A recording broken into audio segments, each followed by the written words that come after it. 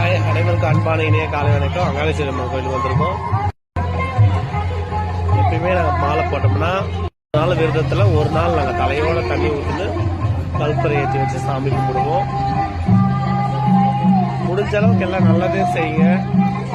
யாருக்கும் கெட்டது செய்யாதீங்க. யாருக்கும் தீங்கு நினைக்காதீங்க. வாழ்ற காலம் நம்ம கொஞ்ச காலம்தான். அந்த கொஞ்ச காலத்தில் நம்ம நிம்மதியாக இருந்துட்டு போகணும்.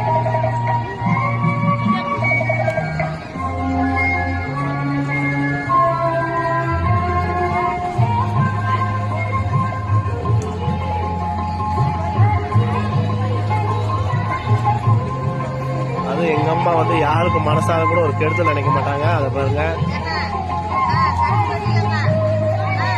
அவங்களுக்கு யார் தீங்கு நினைச்சாலும் அந்த ஆத்தா பார்த்துப்பா.